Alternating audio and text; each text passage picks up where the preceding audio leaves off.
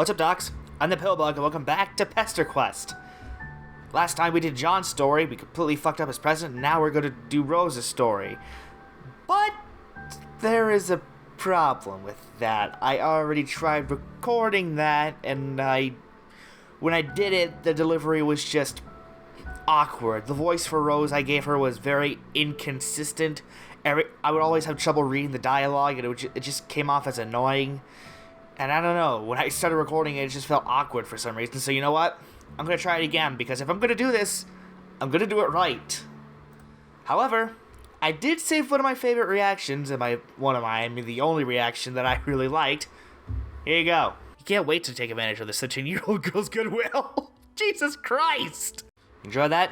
Cool, let's play.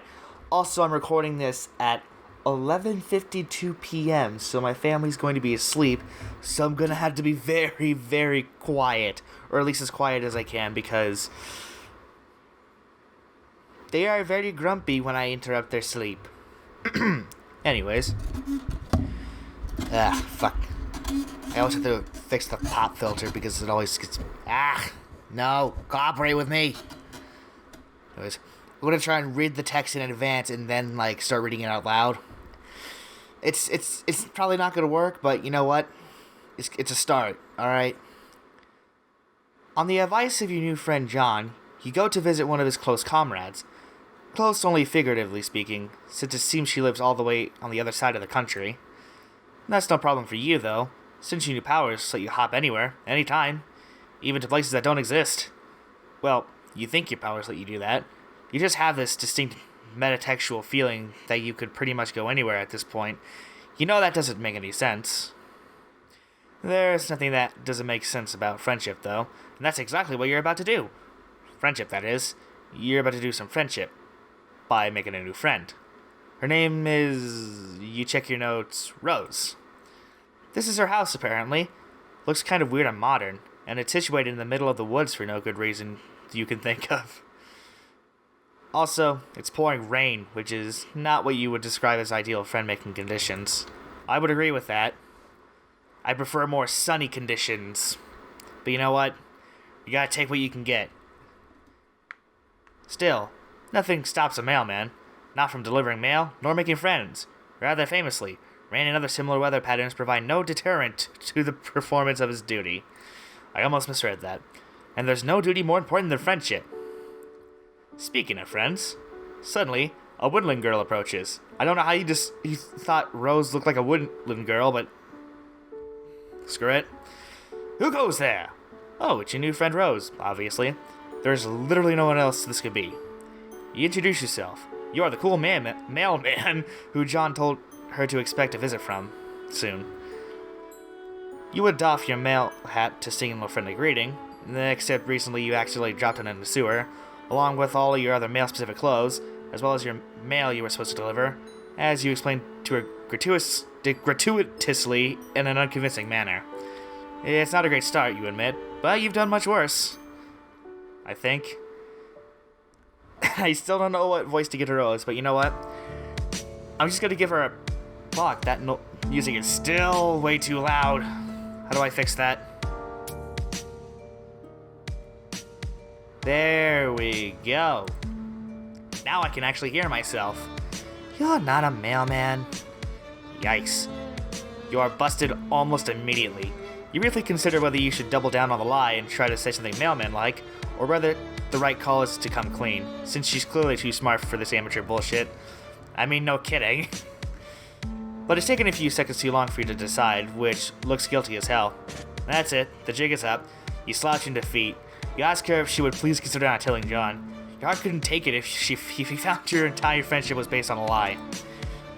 You want me to keep a secret from one of my best friends to protect the feelings of a random buffoon who I'd never met and arbitrarily showed up to my house in the remote wilderness like a creep?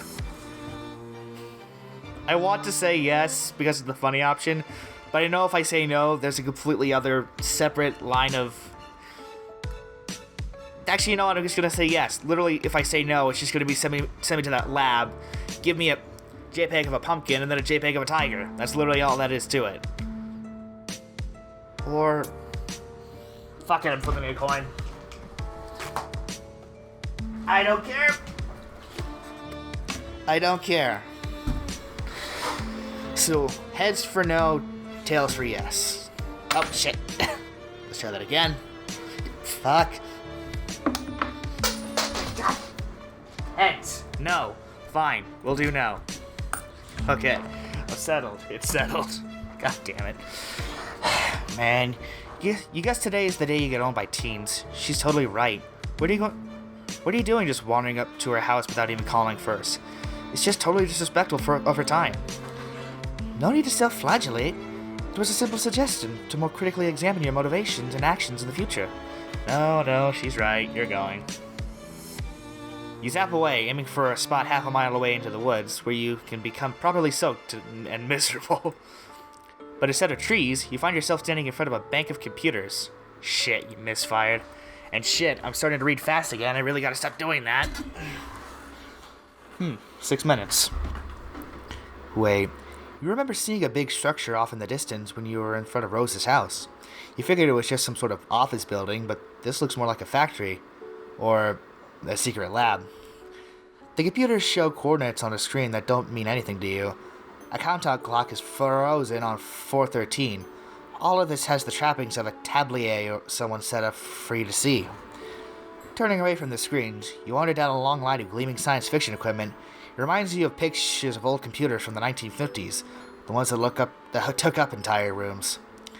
You bet you could go back and visit some of those if you zapped hard enough.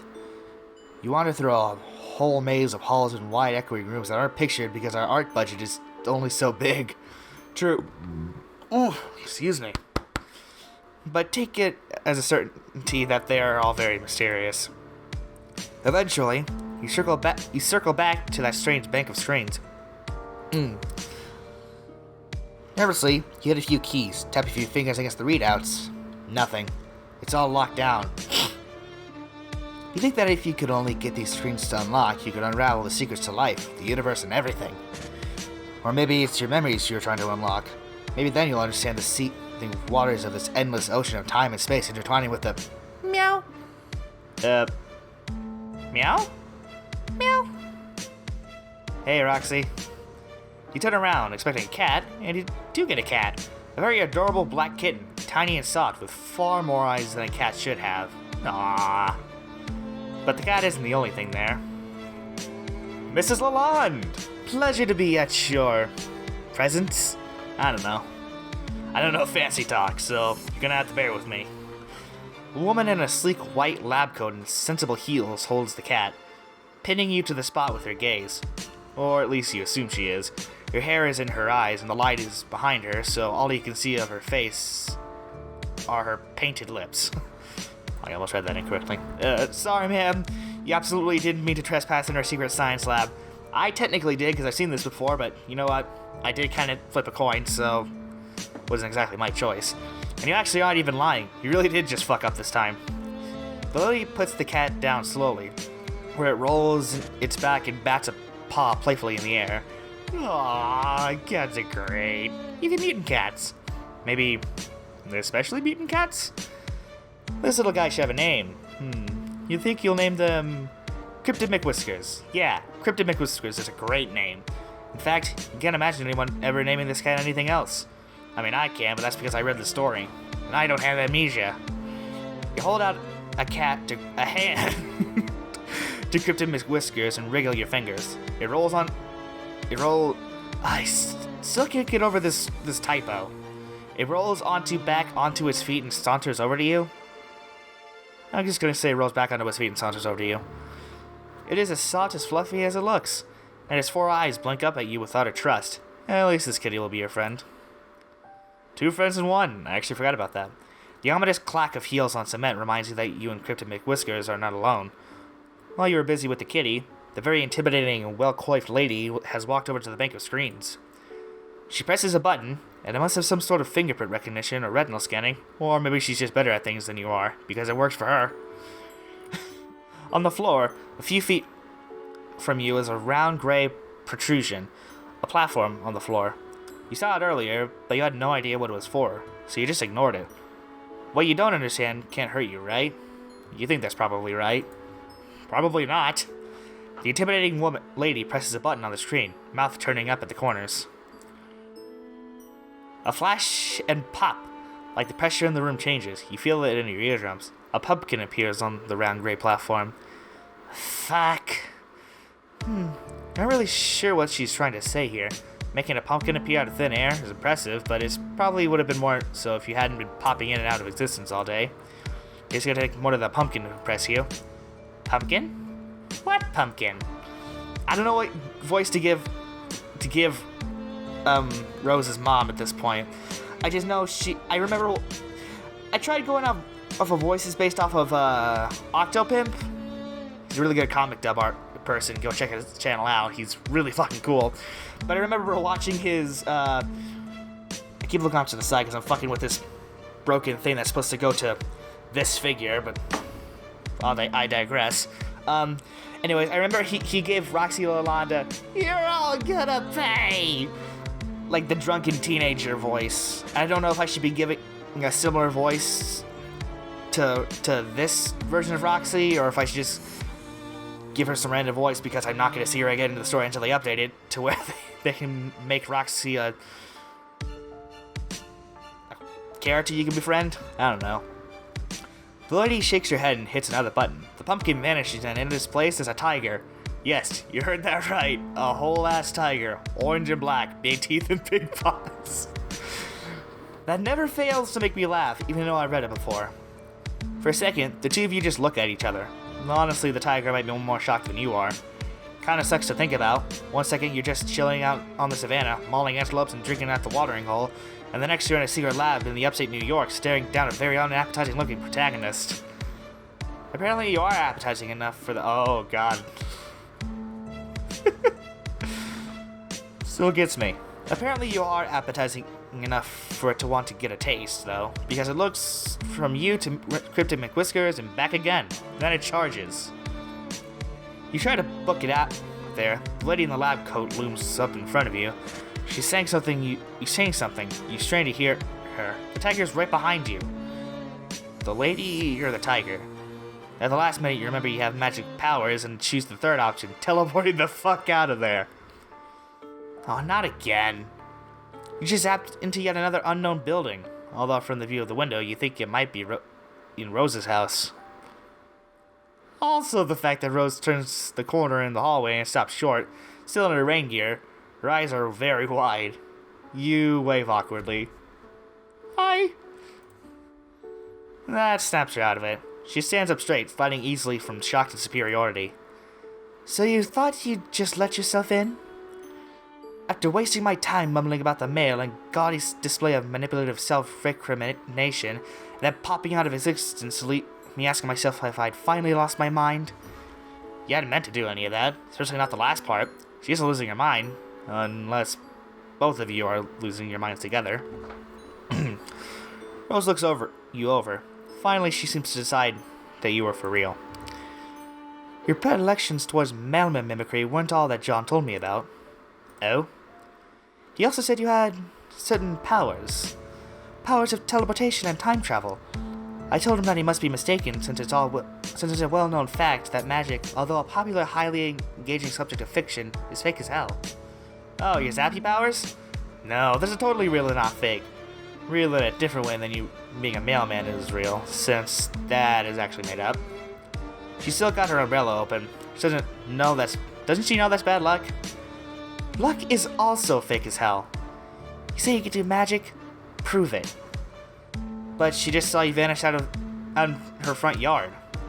Like I said, I could be losing my mind. She could be losing it now, at this very moment, but you see no point in arguing. You hold out a hand, and after a moment of hesitation, Rose puts her fingers in yours. Her nails are long and sharp and painted with a glossy black. She closes her eyes and her umbrella droops. Should I picture my room, or something similar? I'm not quite sure how this is supposed to work. She still thinks you're fucking with her. You tell her that you guess she can do that, if she wants. Zap! When you open your eyes, you find yourself in a large, messy bedroom. Oh. She drops her umbrella. You really did that. Your boots track muddy prints into the thick white carpet. Surprise! Really are magic. I think that's supposed to be like an offshoot of like when you're outside and you choose the yes option. Or maybe she just forgot to clean her shoes, I don't know. Rose puts a small hand against her perfectly painted black lips. She seems momentarily lost for words, and you get the feeling that is not a thing that happens very often. Her eyes are wide and deeply purple. They're sparkling, you might even say. Hold on, I'll be right back. Stay here. Don't go out into the hall. It's not safe. You tell Rose to take her time. You're happy to just stand here dripping on her nice clean floor. She leaves the room and you take the opportunity to examine your surroundings a little more closely. Ah, my fucking tongue! Half-finished knitting products lie in soft piles all over the room. In fact, there's a lot of evidence that this room is often occupied by someone with a lot of interest who has trouble settling down and putting her attention on one thing at a time. Man, you relate. Not with interest, but with friends. You can't imagine settling for just one. Why, though?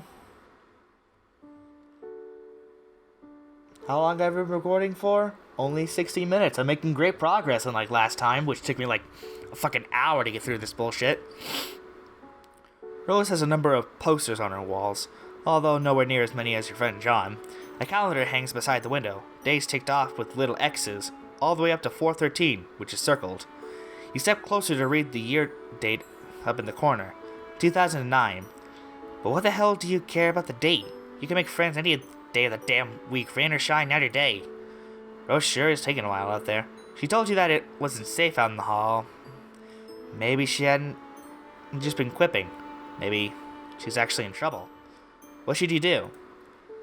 I've already saved here, so it wouldn't make any point, but I'm gonna say stay put because I know that.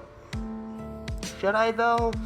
I mean, I know what would happen for both of these options, but it's like, do I really want to just start over, or do I just want to get the victory and get it over with? Because you know what? I'll just stay put.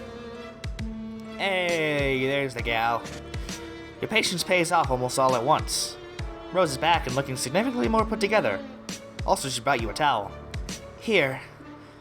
I'm not overly attached to anything in here. It's mostly just childish nonsense I haven't yet bothered to rid myself of. But I'd appreciate it if you tried not to drip on any of the notebooks. Oh yeah, her fanfics. She has changed out of her raincoat and boots. She's dressed in a neat black skirt and a white shirt with a purple blob thing with tentacles. What is it with kids and their blob shirts? And their blobs, for that matter. Have you seen that boy next door? That kid can never stop feeding that thing jelly beans. Pretty sure it's turning into a jackhammer and fucking up the road. Hey! Now that's dealt with. Please sit down. She crosses her legs. You suddenly feel like you're at a job interview. Friend interview, you wish you were a little less damp. Actually, let's switch places. I'll lisp there for a second. You're still pretty wet. You don't want to get her bedspread messed up. Don't worry about it. That's what washing machines are for. Now, let's talk about magic. Which up until now I've always taken for granted as being something confined to storybooks.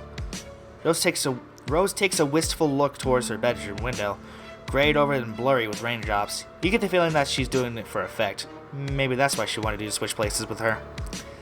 And then comes you. The not a mailman with a penchant for showing up and attempting to make friends with unwitting children. Well, fair. She's got you there. But honestly, she might be a child, but she really doesn't seem to be unwitting. On the contrary, she seems really witty. I'm glad you noticed. She folds her hands and clears her throat. Speaking of which, I need to do that as well. Sorry. You think that if she had any notes, she would be shuffling them. And so the question remains. Are you a good witch or a bad witch? Or are you a wizard? We've already established that you're not a public servant. Is there a difference between a witch and a wizard? Of course there is. But exactly how specific of a difference can vary. According to some works of fiction, a wizard is just a witch's male counterpart. But in certain mythologies, for instance, author and legend, the difference appears to be class-based. In this universe, it's definitely class-based. I think. I know witches exist as a class, but I don't know if wizards are a class. God damn it, what's wrong with my hair? Fuck. Oh, it's always a mess. Doesn't matter if I take a shower or if I'm sweating my balls off, it always just looks like shit. Even after I brush the damn thing. Maybe it's just the headphones, I don't know. Wizards reside at court and are classically trained, while witches are self-taught and run wild through the wild through the forest. Oh my gosh. I won't deny that those differences tend to often be genders as well. Yeah. You ask her which one she is, witch or a wizard. No, she's, a page? No, that's not a page. That'd be John English. I know one of her friends is a witch, but I'll tell you that whenever we get to her in the next 2 episodes. Me? Rose ships, uncrossing and recrossing her legs. You shrug and say she just seems to know a lot about them. I know a thing or two. But can I tell you a secret? Oh my god, Rose, she has no idea how much you would love to hear her secret. Dude, calm the fuck down. I find them, wizards I mean, utterly reprehensible. They disgust me. Everything from their foppish robes to the grizzled beards. It's my mother who is the wizard enthusiast in this house. Although, she glances from side to side, theoretically. Most of the things Rose does seems to be at least a little bit theatrical. She kneels on the carpet beside the clutter of books. I don't show these to many people. Actually, I haven't shown them to anyone. Not even John? John seemed to be a pretty cool guy. Definitely a guy worth sharing a few secret notebooks with. Rose laughs. No, I haven't shown them to John. And I've only shown Strider to punish him. Ah, Dave. Sorry. I don't know why, but this shit makes me giggly. You're not, pretending that you know who this Strider person is. You're totally a normal dude with an absolutely ungodly number of friends. And a stuffy nose, which is preventing me from speaking properly. Fuck!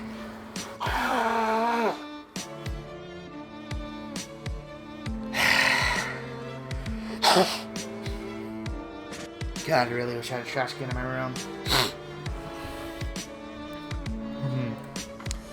A shadow moves through the center of you, a trembling moment of deja vu. You do have a lot of friends, don't you? That feels true, but the only people you know here are John and now Rose. Weird. You try to put it to you from your mind and listen to Rose again. She's still talking about the mysterious Strider, flipping through one of the journals too, quickly for you to see anything specific, only that it's full of from cover to cover. As if my modest writings are the sole source of homoerotic tension in his life, when his brother is the one who insists on filling their home with a sort of dick butt for ironic purposes. Rose rolls her eyes. For some reason, I keep giving her a subtle... Well, I say subtle, but it's not really subtle. It's a slight British accent for some reason. Because she seems like... I don't know how to describe it. At least not without letting my brain buffer for a little bit. But it's like... She seems a lot more formal and put together. If that makes any sense. I don't know. I'll probably just add in text so it'll be easy to explain. Oh boy, you missed the beginning of that. It probably made way more sense than it seemed like. Rose is searching through her notebooks, checking markings on the spine that seem to be some sort of cataloging system of arcane symbols. Where is... Oh, right. She does something quick and complex with her fingers, and another notebook pops into existence and falls into her lap. You gape. She really is a wizard! What? It's just a Celodex. A child... Fuck. We're doing it all over again. Jesus. It's just a... I'm losing the voice. Fuck. Damn it. I'm gonna go get a water bottle to wash the palate. Be right back. Nothing like a refreshing water. Anyways. Where was I? It's just a Celodex. A child could use one. Here. This notebook has a couple of drawings in it. Sounded like a text-to-speech bot for a second there. But most of it is filled with a small, neat handwriting in lavender ink. Is Rose writing a book? No, don't be silly. I'm writing 4 books at least. 5, depending on whether I decide to flesh out Kalmas's backstory. Still don't know how to pronounce the name, but you know what? We're working on that. Part of the backstory, if we were... Ugh. It isn't strictly necessary, but it does add a certain amount of valuable character insight, which renders their actions in later volumes more sympathetic. Not that I need all of my anti-heroes to be sympathetic, I'm just thinking of what the literary reviewers would like. You nod. Smart. You would never have thought of what the literary reviewers would say. She's honestly pretty impressive for someone her age. Well, clearly I mean, Lord knows I only did this just to fuck the joke. I only played this game first just to satisfy the homestucks out there. They're pretty much my literary reviewers in this case. Age has nothing to do with it, but don't get carried away. It's only a rough draft. You ask her if you can take a look. She hesitates, but you doubt that she would have shown it to you if she didn't want you to look. What the hell?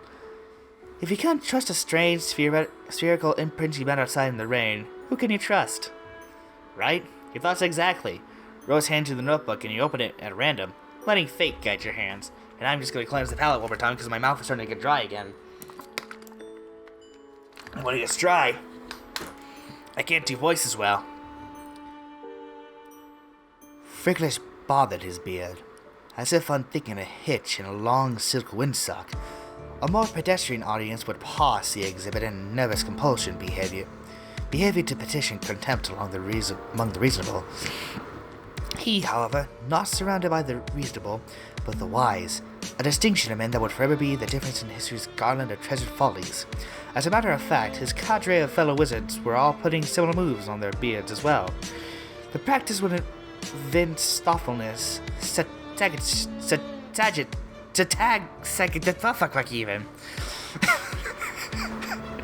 Here we go again. Evan can't read big words.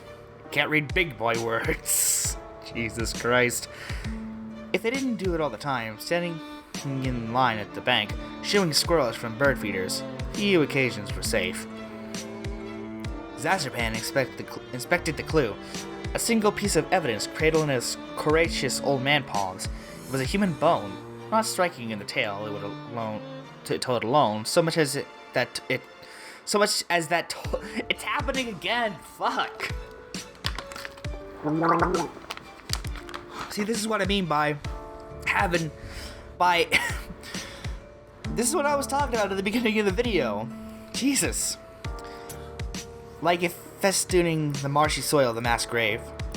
The grisly expanse bore the texture of a decent dessert, like one of Smarty's formidable custard trifles wobbled out of the wheels for the holiday, to the dismay of a small nation. You're certain of this? asked Fricklish. Despite what he was doing with his beard, he was, in fact, immersed in meaningful contemplation.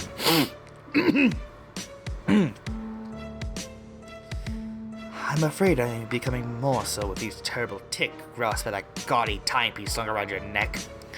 In case it wasn't clear, Fricklish wore a clock Zazerpan didn't care for. It was magic. The massacre of Sias Nelp was not as written. Wow, this is pretty dense, but smart. So smart that, once again, I can't read some of these words. And that's what I was saying when I said it was getting annoying, because Jesus Christ. Excuse me. Zazerpan and Fricklish, clearly there is some history there. Yes, clearly. But what the two of them shared went beyond simple romance. That's why it has gone so spectacularly sour. Rose seems increasingly more animated as she tells you about her gay wizard OCs. Like she is far more interested in them than she is in herself. Literally half my friends. Well, internet friends. They share an intellectual bond, a mutual dedication to knowledge and the preservation of such. The goal of the learned is to amass their wisdom and keep it for the general dissemination into the main populace of wizards. They feed it to their apprentices in drips and drabs. Of course, this will eventually lead to ruin. Of course. You flip through further in the book, searching for parts where it leads to ruin. Ruin sounds interesting. Just like the ending of this part of the timeline. I just shot in a decrushed plastic bottle. Zazerpan knew he would see this wayward apprentice again. Knew it like he knew the tide would turn and the sun would blaze into its zenith inexorable day passed. Now they stood diametrically opposed across an overgrown chessboard. His apprentice's eyes were hidden behind dark glasses, but Zazapan knew that if he could see them, they would be riddled with the madness of the void. Calmassus wasn't here for justice, or for revenge. They were here exclusively because Zazapan had something they wanted, something they were owed. He flipped through the notebook, checking out the drawings. There are lots of wizards, each more bearded and venerable than the last. One of the pictures, the most recent, maybe, since it's on the very last page of the journal, is of the two young wizards, twins maybe. They had gray hair and are wearing slick green suits, and are standing back to back with their arms entwined, staring into the middle distance. That sounds very familiar. God, my hair. Jesus, again, with the hair. It's very anime. We compliment Rose for her artistic prowess. Yes, thank you. They're alright. I'm a much better writer than I am an artist. You tell her you think she's really good. Way better than you. You're absolutely positive she's going to be famous one day. I'm absolutely positive that I need to clean the palette again. I swear, it's either I get filled with spit, it's either my mouth gets filled with spit, or it gets dry. Jesus. I appreciate the encouragement, even though I know you're just trying to flatter me, due to your strange thirst for affirmative experiences. John told me all about that. Damn, busted. But you really do think she's talented. It's fine. It's not as if my social calendar is over full out here in the middle of the woods. But don't tell anyone that I don't have many friends. And don't tell them I've been drawing. He'd be insufferable. He? Never mind. You were sure Rose that her secrets are safe and hand back her journal. You're really excited. The dry mouth has given me a stereotypical Texas accent. Howdy, yeehaw! Jesus.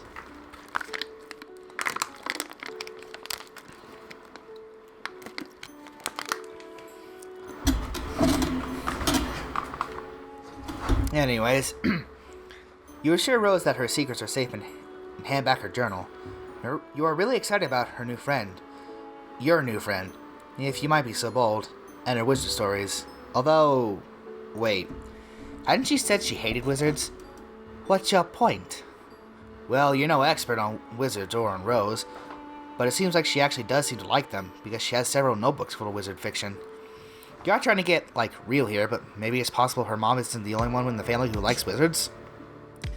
Yep, this is where the game over starts. And this is where I record half an hour of bullshit. Fuck. Rose pulls her book out of your hands. That and the rest of the books vanish into thin air. Oh, right, that must have been that. What did she call it? The Silodex? She doesn't look angry exactly, but the lines around her mouth and that softened as she talked about her book have hardened back up. Her eyes glitter menacingly. Jesus. Oh, is that right, Freud? Freud. Yeah, Freud. Oh, is that right, Freud? Well, why don't you diagnose me? Oh, hey, wow, you weren't trying to be condescending or whatever. Clearly. Were you aware that it is common psychological phenomenon for an individual to react to trauma by creating fictional representations of that which caused them bodily harm or emotional dismay? I mean, no, I didn't.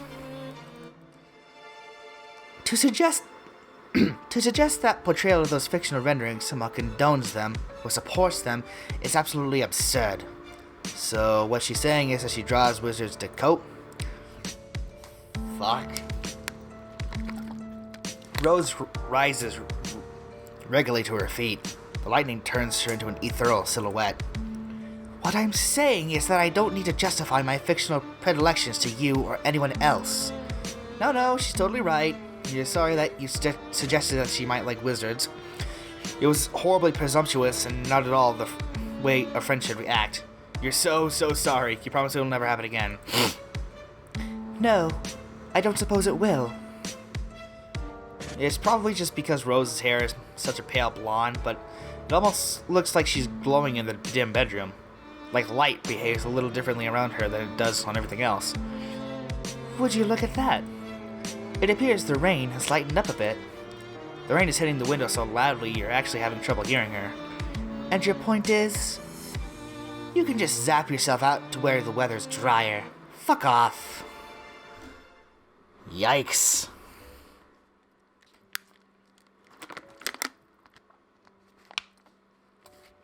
I forgot how hostile she is towards your gay wizards. Once again, like half of my friends. Online. Anyways, go look for her now.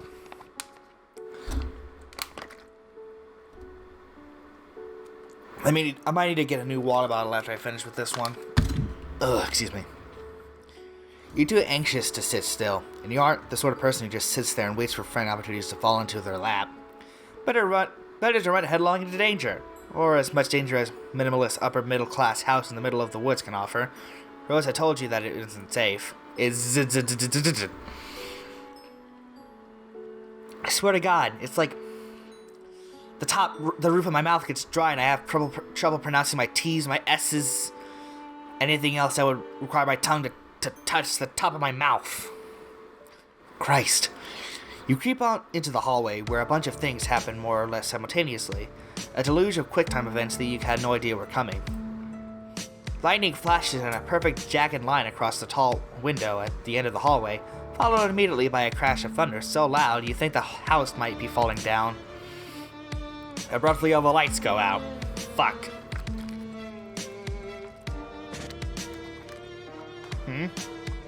Hold on.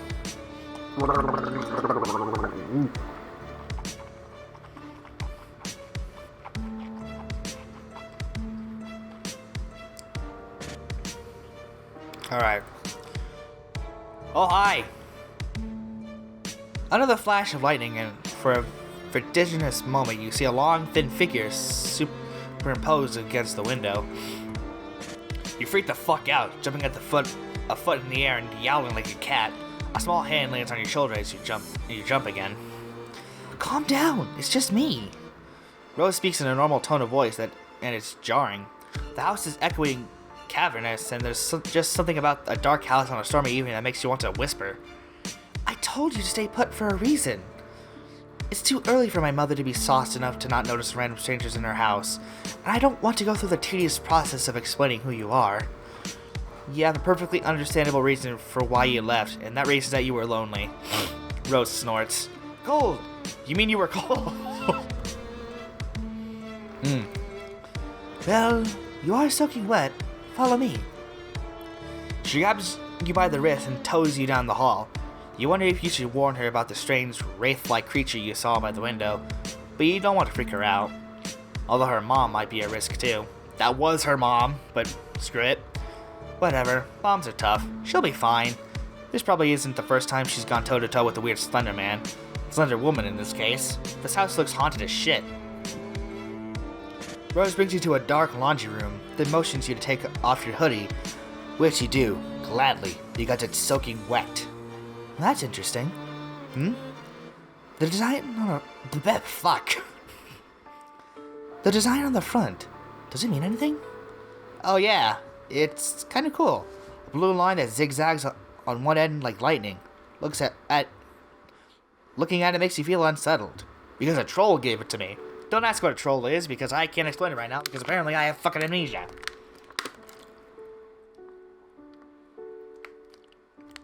I just remember the name, not the creature itself. And I feel really stupid for it, apparently.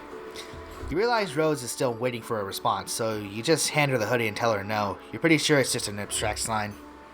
Then you stand there while she tosses the sweatshirt into the dryer, feeling the alarming currents of memory in your bloodstream. You're sure that must be something you forgot to do. Yeah, which is to warn everyone about the Homestuck bullshit. You continue to feel weird as Rose hits the dryer button and nothing happens. Fuck. She hits the button a few more times, as if that would make a bit of difference when the power is out. She presses her thumb and forefinger to the bridge of her nose. Well, you aren't going to fit into anything of mine. I mean, that makes sense. She leads you down more long, dark hallways. Man, this house is unreasonably huge.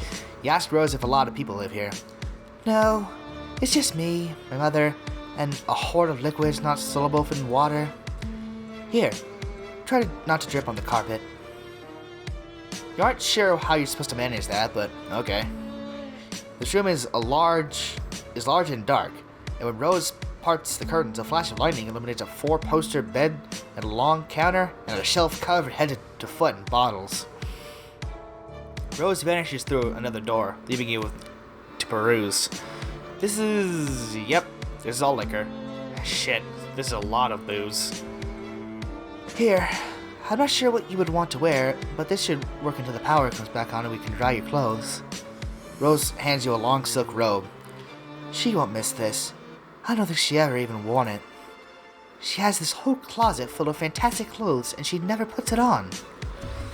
You take the robe and, I feel if I just read that as if she's suggesting that her mom would put on the entire closet. Jesus Christ, but you all have eyes. You know what she was trying to say. Ugh, excuse me. You take the robe and go into the large master bathroom. It's kind of a mess. The tub looks like it hasn't been cleaned in a long time. The robe gives you the same naughty feeling of familiarity that looking at your hoodie did, but you put it on anyway. It's a relief to get out of your wet clothes. You hang them carefully on the shower rod. When you head back into the bedroom, you find Rose standing in front of the wall of liquor. She's holding a bottle of Grey Goose and squinting at the label, like she's trying to read the nutrition facts. I've often wondered what exactly the merits of consuming this are. It tastes quite literally like burning. She opens the bottle, and before you can protest that she is in no means legal drinking age in wherever the fuck you are, she puts the bottle to her mouth and takes a sip. She sputters. That's terrible! You could have told her that. Straight vodka isn't for the uninitiated, even fancy vodka. You take the bottle from her. She hesitates for a moment, then lets it go. Oh my god. Forgive me, but my nose is fucking with me.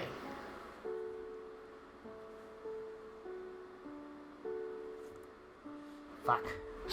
You set it back on the shelf. This really is quite an impressive liquor cabinet. Liquor wall, liquor room. Her mom must really have a refined palate. Don't strain yourself. You could say it. What's the point of mincing words? She's a fucking alcoholic. Wow, this is intense. You're not sure if you're prepared for something this heavy. You were kind of counting on some silly shenanigans, maybe a couple of funny jokes. You aren't cut out for this. You get the feeling that at some point you might have been cut out for this. You might have been the sort of person your friends, or potential friends, could count on. In fact, you know on some level that this is true, but whenever you try to nail down any sort of specifics, you find a gaping lacuna in your experiences. It's all just white noise. Rose's shoulders slump as she stands surveying her mother's bottles. She doesn't even have the decency to hide her distasteful habits. Who needs an entire wall of liquor bottles? She doesn't have people over. She doesn't have any friends. This is all just for me. Just more of a passive-aggressive act as a femme fatale 1950s housewife with a death wish. It's just like the wizards. Wizards? Don't worry about it. Yeah, I know. I've already read that dialogue. You know how long it's been since I've had a home-cooked meal? And I'm not saying I require or even deserve a lovely crafted culinary masterpiece every time I sit down to eat. That's going a bit far. I know John complains about being plagued by fatherly concern every chance he gets. He's overwhelmed by pastries whenever he ventures from his room. I'm glad my mother doesn't poke her considerable nose in my private affairs, but I'm sick of eating oatmeal. Rose, I told you, don't worry about it. But you will worry about it. You worry about all your friends. All 2 of them. Rose smiles with half of her mouth. It seems to be about all she can manage. Lightning crashes. She looks so small and sad against the wall of bottles. So you know how to fix this. Thunder rolls and you clench your fist, a friendship pledge. You don't know who you are. You don't know why you're here, but you do know that surely you have these powers for a reason. And whatever reason that helping a poor young girl with her troubled home life? Yeah, let me read that. God damn it. And what better reason than helping a poor young girl with her troubled home life?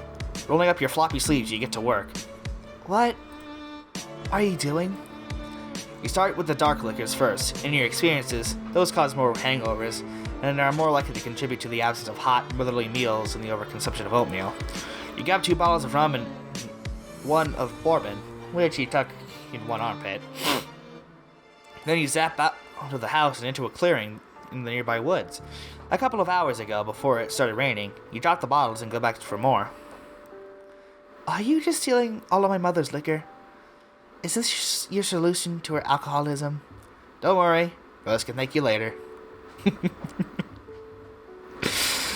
Oh my god.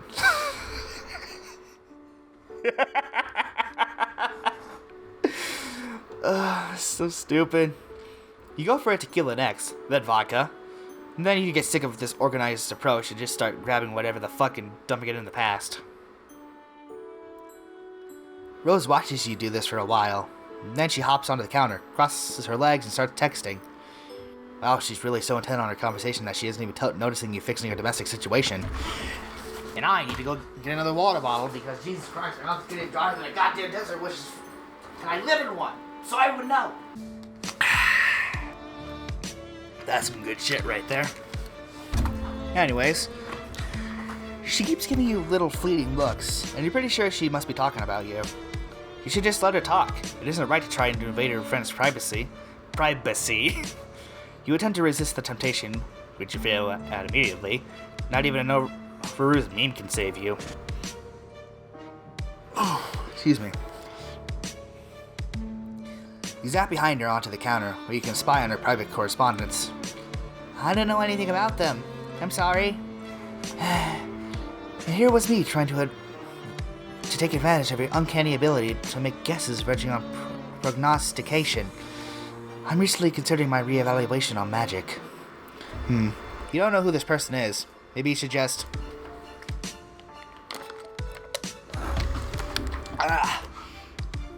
You go back in time a couple minutes to when Rose started her conversation. Your past self is busily zapping back and forth and carrying liquor bottles. You hunker down so you don't see yourself and cause a paradox or whatever the fuck.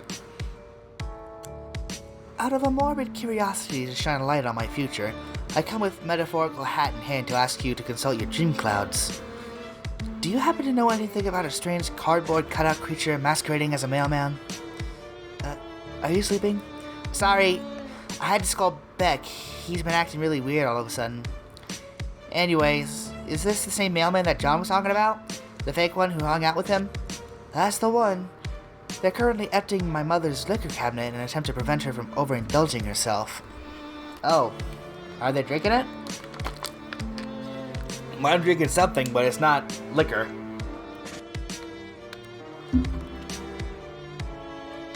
No, I think they're just dropping it into the woods with their magic powers.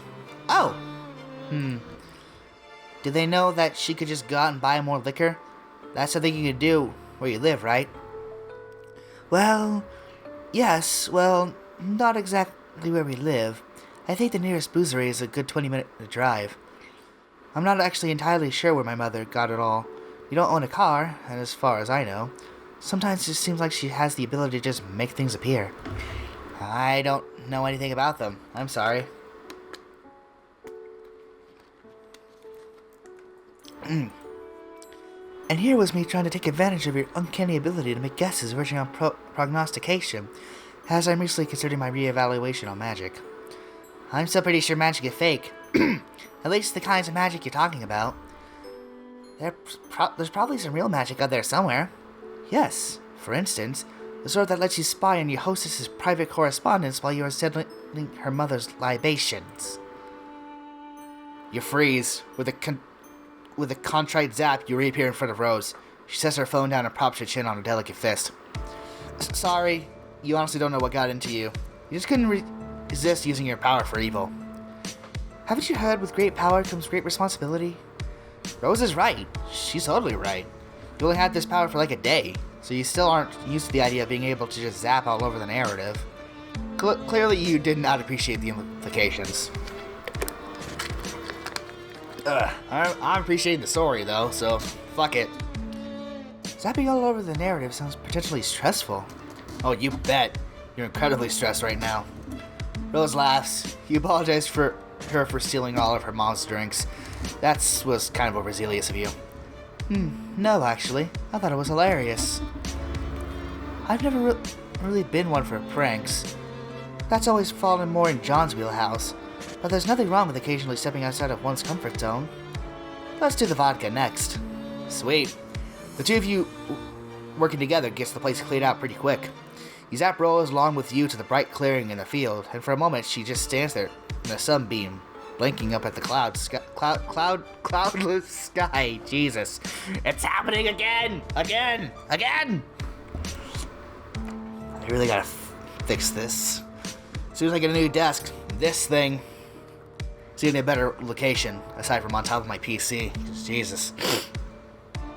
Her expression says she still might not be totally convinced any of this is happening. Well, all the liquor has been transferred from the bedroom to the woods. In a big glittering dragon's hoard of booze, you and Rose fall down next to it in a messy heap. Well, you fall into a messy heap. Rose lowers herself daintily, sitting more on her knees than her butt, probably to keep her skirt from getting dirty. You get the idea that even though she lives in the middle of nowhere, she doesn't spend a lot of time outside. You tell her again that you're sorry you spied on her correspondence with her green friend Gigi. Also, you hope she isn't going to get in trouble with her mom. I'm not unduly concerned. I'll tell her where it all is in a couple of days. Although by that time, I'm sure at least a good third of it will be water damaged.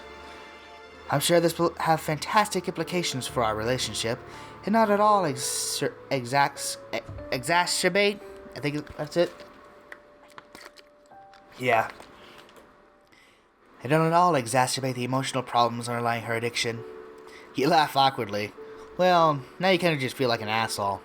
Rose lies on the grass and raises a hand to trace the curves of a fluffy white cloud. She closes her eyes. Perhaps it's just projection on my part, or wishful thinking. But ever since I met you, I feel like something has changed. Or rather, something has failed to change? If that makes any sense. It's probably nothing. Her eyes flicker back open, endlessly purple, fixed on the sky like she has seen something beyond it. And once again, you feel that there's something really crucial that you forgot. Again, yes, there is, but narrative bullshit. But at least you met a new friend, and even if you don't think Rose's brand would ever allow her to call you as such, you're lying in a sunny clearing next to a pile of alcohol, and honestly, it doesn't get much friendlier than that. Victory! Technically a second time, but you know what?